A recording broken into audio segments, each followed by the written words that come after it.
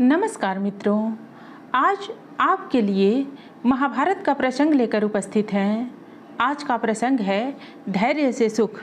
मित्रों, प्रसंग में आगे बढ़ने से पहले आप हमारे चैनल को अवश्य सब्सक्राइब कर लेना, वीडियो को लाइक और अपने मित्रों से शेयर करना, एक छोटा सा कमेंट्स लिखकर हमारा उत्साहवर्धन तो जरूर करना मित्रों।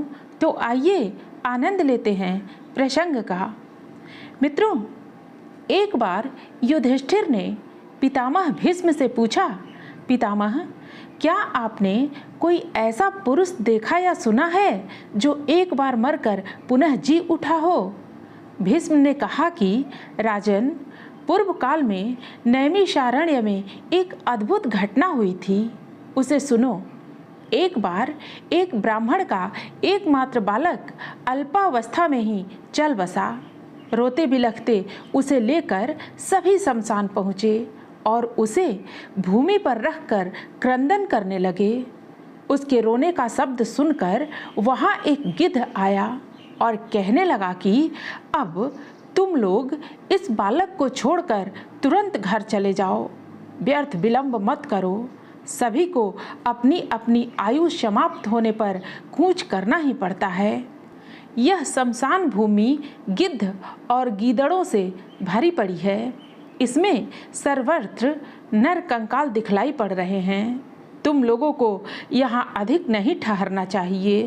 प्राणियों की गति ऐसी ही है कि एक बार काल के गाल में जाने पर कोई जीव नहीं लौटता। देखो, अब सूर्य भगवान अस्ताचल के अंचल में पहुँच चुके हैं, इसलिए इस बालक का मोह छोड़कर तुम अपने घर लौट जाओ। उस गिद्ध की बातें सुनकर वे लोग उस बालक को पृथ्वी पर रखकर रोते बिलखते चलने लगे। इतने में ही काले रंग का एक गीदड़ अपनी माद में से निकला और वहां आकर कहने लगा कि मनुष्यों, वास्तव में तुम स्नेह शून्य हो। अरे मूर्खों, अभी तो सूर्यास्त भी नहीं हुआ, इतने डरते क्यों हो? तुम तो स्नेह निभाओ। किसी शुभ घड़ी के प्रभाव से यह बालक कहीं जी ही उठे।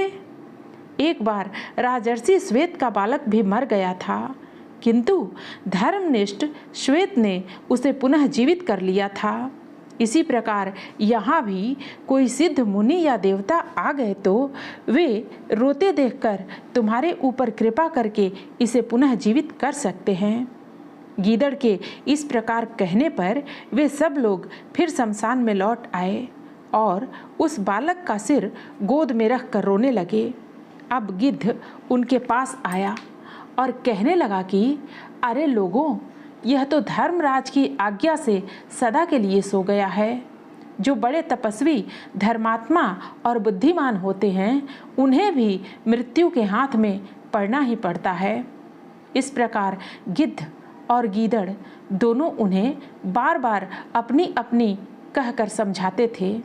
राजन, वे गिद्ध और गीदड़ दोनों ही भूखे थे। वे दोनों ही अपना अपना काम बनाने में तुले हुए थे। गिद्ध को भय था कि रात हो जाने पर मुझे घोंसले में जाना पड़ेगा और इसका मांस सियार खाएगा। उधर गीदड़ सोचता कि दिन में गिद्ध बाधक होगा या इसे लेकर उड़ जाएगा। इसलिए गिद्ध तो यह कहता था कि अब सूर्यास्त हो गया और गीदड़ कहता था कि अभी अस्त नहीं हुआ।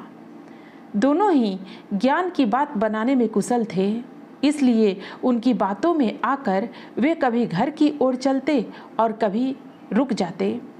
इतने में ही पार्वती जी की प्रेरणा से वहाँ भगवान शंकर प्रकट हुए। उन लोगों ने विनीत भाव से दुखी होकर कहा, भगवान, इस एकमात्र पुत्र के वियोग से हम बड़े दुखी हैं, अतः आप इसे पुनः जीवन दान देकर हमें मरने से बचाइए। उनकी प्रार्थना से प्रसन्न होकर भगवान ने उस बालक को पुनः जीवित कर दिया और उसे 100 वर्ष की आयु दी। भगवान ने कृपा कर उस गीदड़ तथा गिद्ध को भूख मिट जाने का वर दिया। राजन, यदि कोई दृढ़ निश्चयी व्यक्ति धैर्यपूर्वक किसी कार्य के पीछे लगा रहे, उससे ऊबे नहीं तो भगवत कृपा से उसे सफलता मिल सकती है। मित्रों, और भी ऐसे पौराणिक प्रसंग सुनने के लिए हमारे चैनल को सब्सक्राइब कर लेना। फिर मिलते हैं अगली प्रस्तुति में नई कहानी के साथ। धन्यवाद।